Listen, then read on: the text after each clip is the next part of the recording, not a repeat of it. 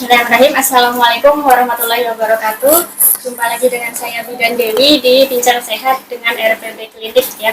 Dan sebelumnya saya mau sapa dulu nih sahabat-sahabat dari RPB Klinik di dalam maupun luar negeri, karena alhamdulillah banyak sekali yang masuk chat dari Sabang sampai Merauke, bahkan sampai ke luar negeri, ada yang dari Malaysia. Salam sapa, semoga sehat selalu di sana. Kemudian ada yang dari Taiwan ya Kang Asep, ada yang dari Hong Kong, ada yang dari Arab Saudi, ada yang dari Dubai, dan banyak negara lain yang belum bisa saya sebutkan satu persatu. Tapi alhamdulillah ternyata manfaat yang kami berikan bukan hanya di dalam negeri, tapi dimanapun. Kalau misalkan itu memang baik, silahkan lakukan saran-saran dari kami. Dan di part selanjutnya dari sebelumnya yang kita bahas tentang penyakit-penyakit, alhamdulillah hari ini kita ada waktu lagi untuk diskusi dan sharing tentang keluhan-keluhan yang dialami di lapangan ya. Tapi sebelumnya mungkin banyak pertanyaan Kang Asep, RPB Klinik itu apa dan apa hubungannya dengan Kang Asep? Nah, gitu silakan.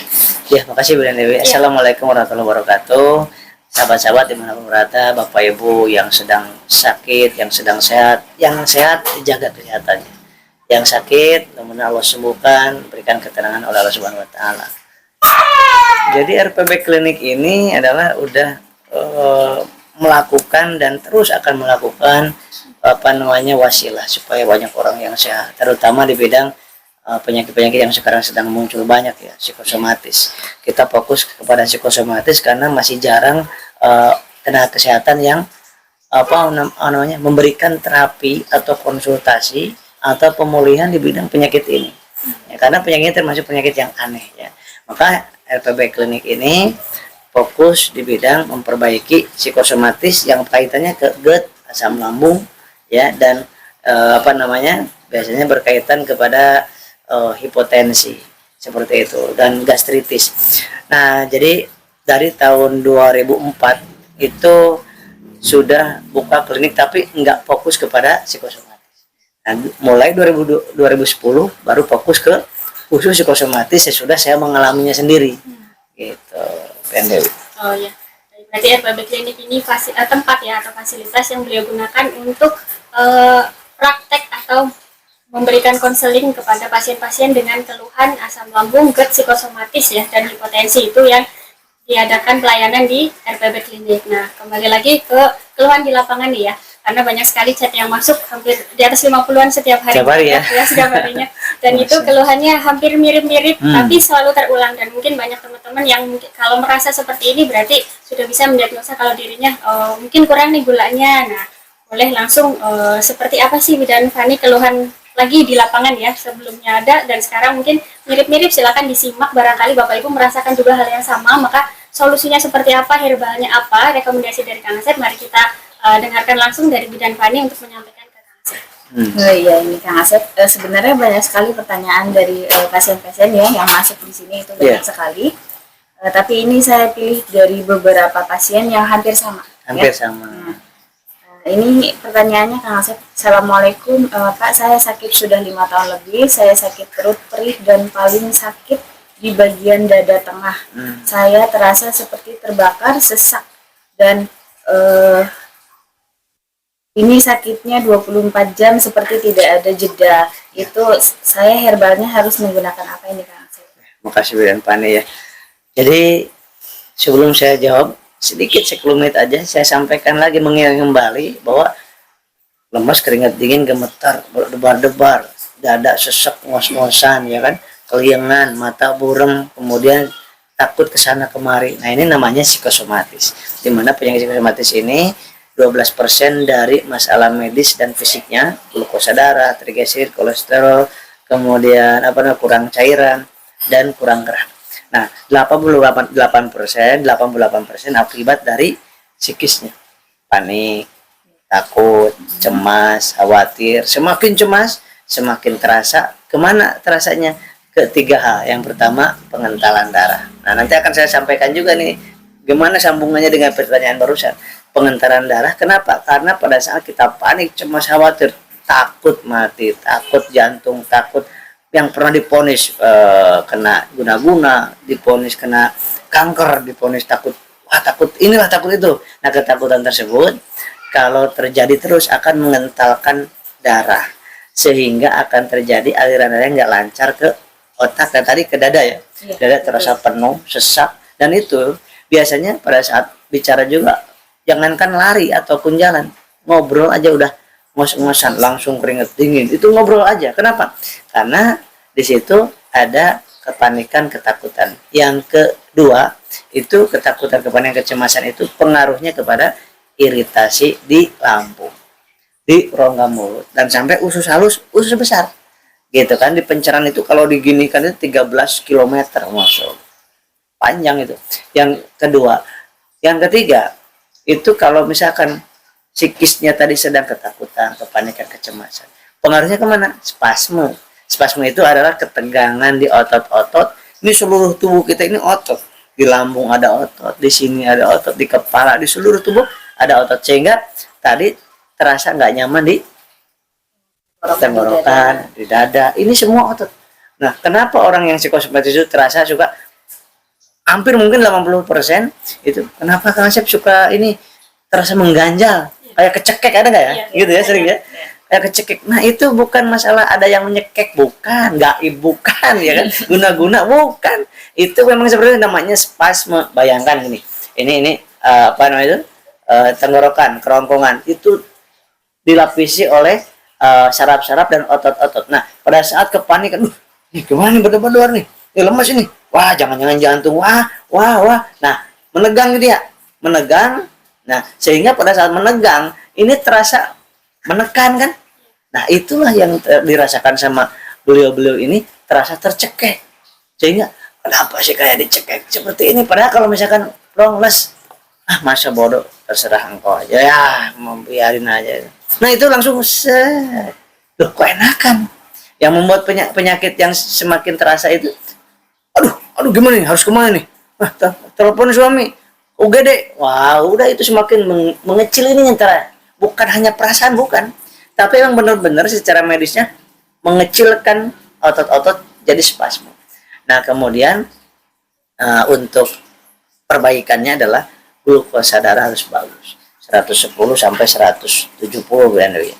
110 sampai 170, nggak boleh kurang dari 110. Ya, karena kurang dari 110 bisa menyebabkan hipoglikemi, di mana gula darah kurang, sehingga kurangnya energi atau kalori atau tenaga dalam tubuh kita, tenaga untuk berpikir, berbicara, untuk jalan, untuk sholat, nggak ada, hilang cepat sekali dengan ketakutan tadi. Yang kedua, air harus perbaiki untuk ibu tadi. Siapa namanya? Tidak namanya ya. Inisialnya A sampai X gitu ya, karena ini privasi. Nah, itu jadi air putihnya, Bu, air putihnya seringkali, apalagi misalkan suka di AC, nggak pernah jalan. Kalau nggak pernah jalan, nggak pernah nyemil karena serba takut, maka dia akan tidak mau minum. Coba kita minum terus, kenapa? Nyemil terus kan? nyemil minum. Nah, kalau pakai AC nggak nyemil, udah itu seharian kita bisa lupa minum. Nah, pada saat lupa minum namanya dehidrasi ringan, sedang, berat. Itu menyebabkan terasa di sini, di dada, di sini, dan di otak ngeblank, pikiran juga ngeblank. Kedua, yang ketiga itu perbaiki gerak. Orang kalau sudah nggak gerak, itu pengentalan semakin mengental aja. Nah, gimana caranya? Audio terapi yang ada di YouTube saya, ada audio hipnoterapi 1 sampai 15. Anda gunakan gratis setiap malam. Yang ke-12 sampai ke-15 terus. Itu boleh Anda baca tuh di komen-komennya. Banyak banget, ratusan, bahkan mungkin ribuan yang udah komen merasakan sembuh, nggak datang ke sini. Bahkan belum beli herbal karena beliau udah punya, udah beli duluan gitu kan. Nah, gitu. Nah, apa tadi yang ditanyakan herbalnya? Herbalnya cukup ini aja. Nah, Habs Pro. Habs Pro ini ada anti radangnya. Kan tadi di lambung, ada untuk melebarkan pembuluh darahnya, anti spasme. Kemudian ketiga ada antivirusnya. Imunitas orang psikosomatis pasti nurun. Kenapa? Fokus kepada ketakutan, fokus kepada handphone, kurang tidur, kurang makan, akhirnya imun menurun, cepat sekali terjadi sakit. Maka imun harus ditingkatkan dengan Habs Pro ini. Yang keempat, di Habs Pro ini juga ada anti kolesterolnya. Duh, maksudnya kenapa? Masalah psikosomatis kok hubungan kolesterol? Iya, kalau kita minumnya cukup, geraknya, olahraganya cukup, itu makan yang mengandung minyak, santan itu nggak masalah. Tapi karena kita kurang gerak orang psikosomatis itu, maka dia akan cepat sekali meningkat. Keempat ya. Yang kelima, di dalam habsro ini kenapa dibutuhkan dan banyak yang terasa merasakan manfaat dan mulai pulih dan mulai sembuh, karena wasilah habsro ini di dalamnya mengandung nigella sativa atau habatus soda 10 kali lipat dibandingkan habatus soda biasa. Kemudian ada bipolennya. Yang ketiga ada propolisnya yang 4 kali lipat dibandingkan propolis yang cair. Ini satu kapsul udah ada 3 macam dan dalamnya ada 55 kapsul. Jadi satu botol ini cukup untuk 25 hari atau 27 hari. Karena cuma 2 kapsul sehari. Masya Allah, 2 kapsul sehari udah cukup. Kemudian yang kedua, karena ya pasti yang hamba Allah tadi itu pikirannya kalau ngomong sama orang ngeblank, ya kan, nggak nyambung, ya kan. Kenapa? Karena tubuhnya ada di sini, pikirannya ada di besok gimana, nanti malam nggak bisa tidur, terus seperti itu. Maka harus diperbaiki dengan LVN kalsi ini yang ada di dalamnya AAF, Pak. Ini nutrisi otak. Yang kedua itu lisin. Nah, ini lisin untuk memperbaiki di lambungnya. Yang ketiga ada namanya kalsiumnya, kan. Maka suka ada terasa di sini sampai tembus ke sini ya, tulang dan gigi perbaiki. Yang keempat di dalamnya juga ada omega 3, 6 dan 9. Nah, ini dia untuk memperbaiki aliran darah dan detak jantung. Nah, ini aja Mbak Bidan Dewi ya. Kalau untuk hamba Allah yang keluhannya tadi habsro dan kalsi. Ini 10 saset. Jadi untuk 10 hari. Nah, harus berapa? Biasanya yang ngambil berapa? Biasanya ngambil paket 1 bulan. Pakai 1 bulan. Nah, Minumnya setelah makan atau sebelum makan? Sesudah makan. Jadi kondisinya perutnya kosong enggak, penuh enggak. Makanya 1 jam sesudah makan. Ini malam hari 1 saset. Ini pagi sama sore atau pagi sama malam. Ini udah insya Allah continue, istiqomah dan yakin banyakin sholawat. Gitu ya. Jadi untuk Bapak Ibu yang mengalami tadi yang dijelaskan oleh Kang Asep, pertama tadi perbaiki dari makannya, Benar. kemudian minumnya, kemudian boleh dengarkan audio terapi yang ada di YouTube-nya Kang Asep, dan yang untuk penunjangnya itu herbalnya. Ya. Ada lagi nih Kang Asep. Oh ya. Assalamualaikum Kang Asep, Waalaikumsalam. tensiku 2 minggu ini tinggi. Semalam saya cek 166/111. Kira-kira obatnya apa Kang Asep, herbalnya apa? Ini saya juga mengalami bengal di tengkuk leher belakang setiap hari. Pegal-pegal di tengkuk, kemudian di kepala juga berat. Terima kasih. Jadi ini saya bisa menebak. Ini ngecek tensinya pakai yang digital. Apa rahasianya Kang Asep? Nggak bisa nebak gitu? Nggak tahu. Yang penting saya pastikan itu pakai digital, ya kan. Nah, Bapak, Ibu-ibu yang tadi dan sahabat-sahabat semuanya, jangan sering-sering nensi, karena pada saat nensi, aduh, saya ini di tensi tinggi, ini pasti ini, wah pasti tinggi tensi. Nah, pada saat pikiran kita sedang gitu atau sedang marah-marah ke siapapun atau sedang emosi, jangan sekali-kali ditensi, atau sedang ketakutan, jangan ditensi. Karena pasti pembuluh darah kita mengecil, tekanan darah naik, apalagi dengan digital. Ya, yang digital itu kan ada yang akurat, ada yang kurang akurat. Nah, seperti itu. Jadi, Ibu rileks saja. Rileks, santai, masa bodoh, nggak usah tensi. Sedekahin, Bu. Itu tensinya sedekahin kepada orang yang lebih ke bidan terdekat, ke klinik terdekat. Nggak usah punya tensian, pusing. Ibu kan tensi terus, mikirin tensi, pusing Ibu ya. Pegal di sini, sampai ke kepala, apa-apaan coba ngurusin tensi terus. Nggak usah. Yang pertama rileks aja, masa bodoh dulu aja, nggak ditensi-tensi, senang kan Ibu, tenang, biarin aja, mendingan nggak tahu. Yang kedua, hindari ikan laut. Yang ketiga, NaCl atau garam kurangi. Yang keempat, hindari emosi, pemarah yang nggak boleh, menjadi marah-marah terus, itu nggak boleh ya, mempengaruhi tekanan darah. Dan herbalnya adalah Evitgo ya. Ini pakai Evitgo 100. Ini namanya susu kambing, 90% susu kambingnya, dan ini isinya 10 saset. Jadi diminumnya cukup 2 saset sehari. Pagi 1 saset, sore 1 saset, dan sekaligus ini untuk memperbaiki di tengkuk yang pegal ini. Karena tengkuk pegal ini itu pertama bisa karena ketegangan si ibu. Yang kedua karena apa? Karena sedang kolesterolnya sedang naik. Atau yang ketiga karena tekanan darah naik juga, tensinya sedang naik juga, sedang meningkat, ini juga tegang ke sini. Makanya kendalin aja, rilekin, santai, jaga makanannya seperti itu ya. Jadi Epitgo pagi 1 saset, sore 1 saset. Jadi kalau ini 10 saset untuk 5 hari, maka untuk 4 minggu itu membutuhkan 6 box. Betul? Iya, 6 box ya. Semoga cepat sembuh Bunda ya. Sedikitnya lah Kang Asep. Kan tadi biasanya ada konsultasi seperti itu ya, tensinya tinggi tapi baru 1 kali tensi, kemudian perlu nggak sih kita memakai obat medis untuk tambahan gitu selain herbal ini? Benar-benar itu pertanyaan bagus banget ini. Banyak orang yang sekali tensi, tensinya tinggi saya, hipertensi ini. Nah, orang hipertensi itu nggak bisa seperti itu. Hipertensi itu 3 kali di tensi, jaraknya sebulan, tensinya tinggi terus tanpa obat. Nah, itu termasuknya hipertensi. Maka kalau hanya sekali di tensi, oh saya pas di tensi tadi sedang takut nggak ya? Sedang emosi nggak ya? Sedang jongkol nggak ya? Sedang jengkel nggak ya? Kalau sedang jongkol, jengkel, dan emosi pas di tensi naik, itu nggak usah minum obat tensi. Obat medis tensi nggak usah. Nanti ngedropnya lebih bahaya. Kenapa? Orang yang ngedrop tensinya lebih bahaya dibandingkan yang tensinya 100, 200, 300. Bahkan saya pernah kan di Cawang itu, ada yang tensinya orang ibu-ibu 35 tahun tensinya sampai 210. Nah, biasa aja. Tapi orang siapapun dia tensinya 60, 40, 60, 40, wah udah nggak mampu itu. Mau siapapun gitu kan. Maka untuk menjaga itu semua, kalau baru sekali, 2 kali pun itu nggak usah obat medis dulu. Ya, kenapa? Dipikirin dulu, oh kenapa ya saya tensi naik? Kata Kang Asep, karena ini. Oh iya.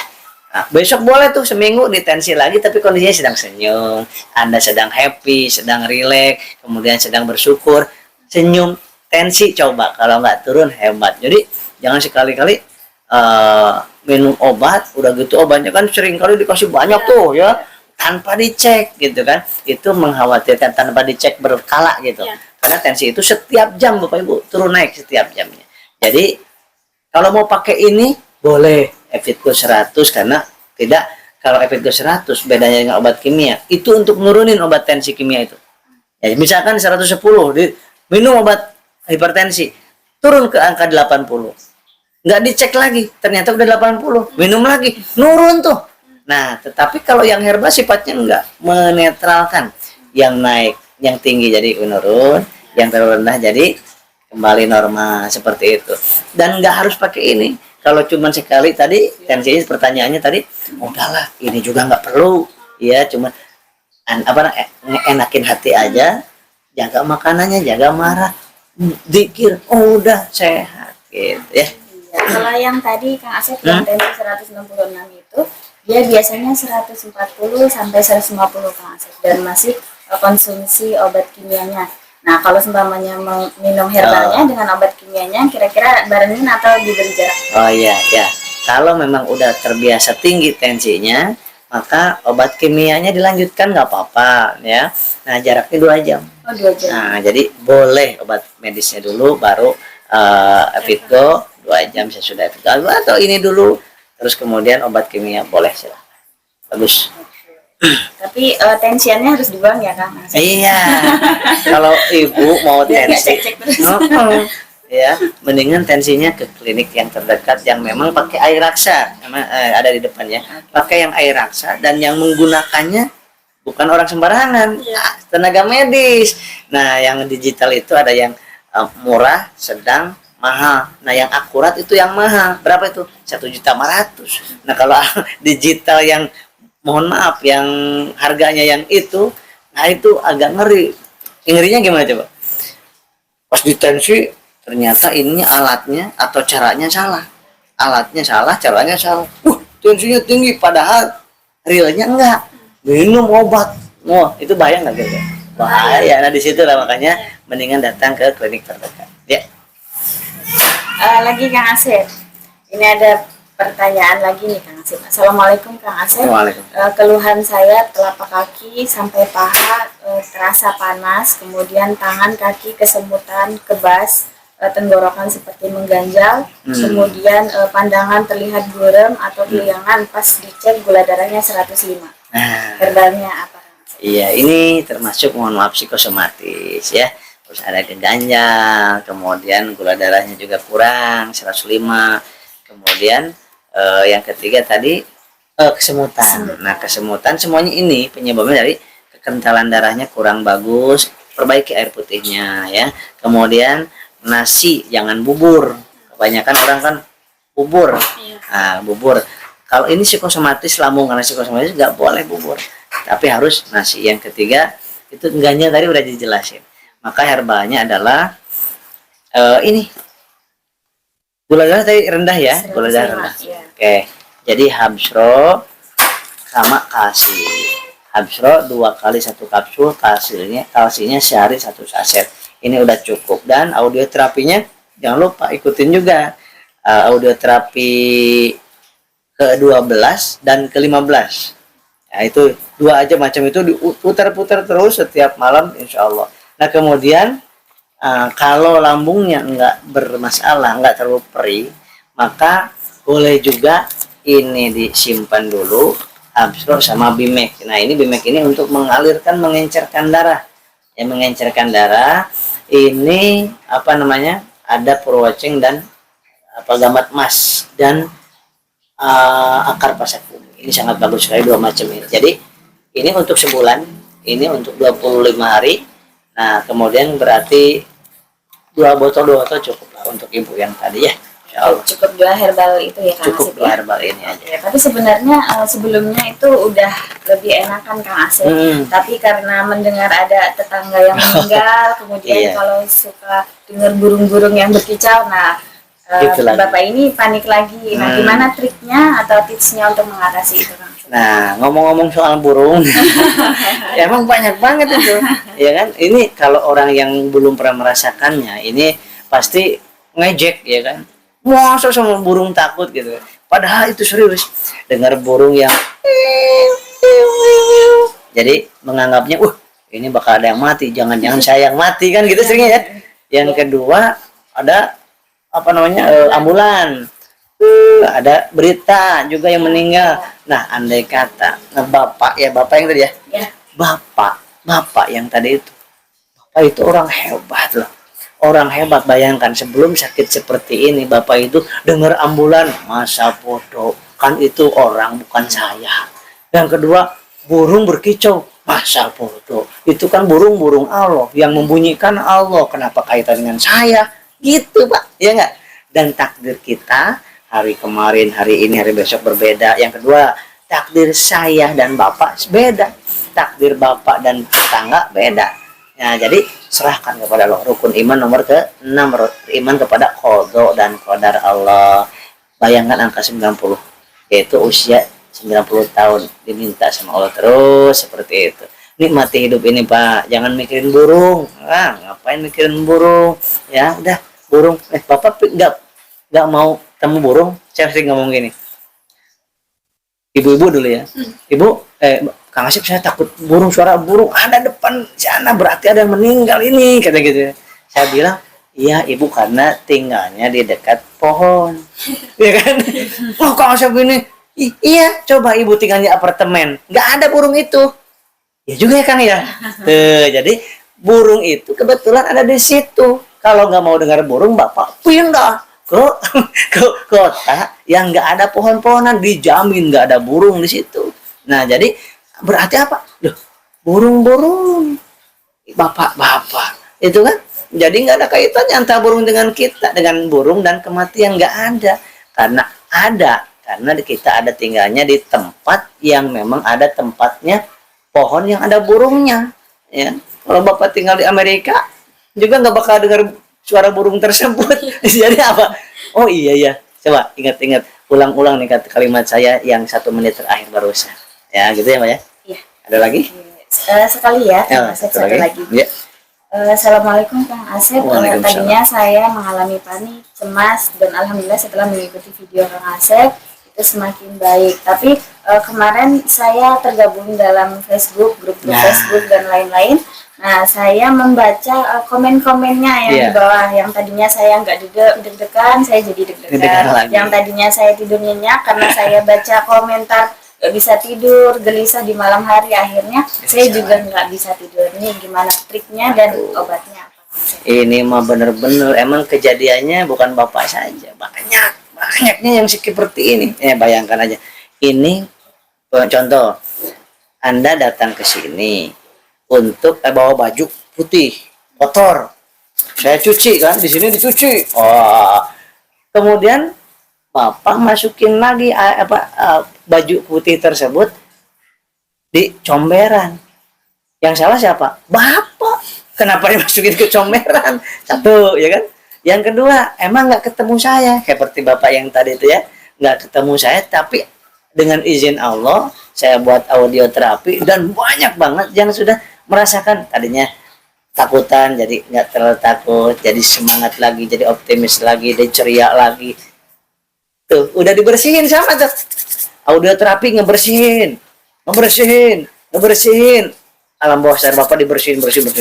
Bapak masuk lagi ke komunitas yang ada di Facebook, di WA. Tadi di Facebook katanya masukkan diri, sama aja kayak bapak bawa baju yang putih masukin ke comberan, maka harus dibersihin lagi. Apa terusnya?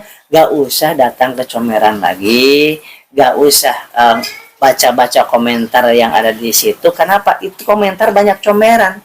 Apa artinya comberan? Mohon maaf ya, toksik. Ya, coba bayangkan kalau bapak, bukan di YouTube aja, bukan di Facebook aja, di YouTube dimanapun, kalau bisa jangan baca komentar, karena yang komentar itu kadang-kadang keluh kesah doang. Nah, pada saat bapak udah fresh, wah saya semangat hidup lagi, begitu lihat, saya kena sakit lagi nih, saya melemes lagi, hampir yang kerja, saya hampir ke UGD, saya hampir mati tadi. Otomatis bapak sudah dicipratin lagi nih secara tidak sadar. Jadi bapak selalu saya sarankan, ingin sembuh terapi dari sini atau ingin sembuh dengan ngikutin audio terapi saya, satu, lepaskan, keluarlah, dan jangan masuk ke komunitas-komunitas baik di medsos maupun komunitas gini yang suka mengeluh. Jangan, yang suka mengeluh deh Pak blokir. Komunitas yang keluh kesah terus tentang penyakit, keluar. Bukan untuk menyakiti mereka, justru mohon maaf saya mau keluar demi kesehatan Anda dan saya akan keluar, mohon pamit, mudah-mudahan Anda diberikan kesehatan. Gitu caranya, sampai saya kasih tahu gimana cara pamitnya. Kenapa? Karena pamit, begitu pamit kita nggak pamit yang baik-baik, nggak boleh juga. Berarti mutusin silaturahmi, pamitnya dengan baik. Doakan mereka supaya sembuh. Dan mohon maaf saya mau memperbaiki diri, memperbaiki hati, insya Allah ya, insya Allah. Gitu. Iya, betul. Berarti harus keluar ya Kang? Harus keluar. Okay. Harus keluar. Sebenarnya kalau membahas tentang pertanyaan itu banyak sekali. Banyak ya Bidan Dewi ya. Tapi ya kita hanya beberapa saja, dan itu pun secara garis besar. Perwakilan. Ini part 2 ya, bagian 2 ya? Ya, bagian 2. Alhamdulillah. Ini kira-kira berapa episode? Banyak ya, insya Allah ya. Mudah-mudahan bermanfaat. Mudah-mudahan masih dikasih sehat, amin, memberikan manfaat terus, dan alhamdulillah hari ini banyak sekali ilmu yang kita dapatkan dari bagaimana cara makan minum kita yang pas untuk psikosomatis asam lambung dan GERD. Silakan untuk dilakukan. Kemudian cek juga di channel YouTube kita yang video-video yang lainnya yang berkaitan dengan psikosomatis GERD dan asam lambung. Silakan lakukan. Bagi yang masih tergabung dalam grup yang toksik, silakan keluar, dan karena circle pertemanan kita itu sangat pengaruh. Semakin kita berteman dengan yang baik, maka insya Allah kita semakin baik. Tapi kalau kita berteman atau bergabung dalam grup yang negatif, insya Allah kita akan tertular negatif. Maka sama seperti halnya kita berteman dengan penjual minyak wangi, maka ikut wangi. Tapi kalau bergabung dengan yang jelek-jelek, maka ikut jelek. Dari situ kita akan belajar juga ya. Alhamdulillah hari ini herbal yang baik untuk kita apa, kemudian keluhannya seperti apa bagi Bapak Ibu yang mengalami. Semoga bermanfaat, semoga diberikan kesehatan untuk kami juga. Mudah-mudahan diberikan sehat untuk terus memberikan manfaat, dan Bapak Ibu semakin sehat, semakin baik, sehat jiwa ya Kang Asep ya. Amin. Amin. Salam dari kami. Assalamualaikum warahmatullahi wabarakatuh. Waalaikumsalam warahmatullahi wabarakatuh.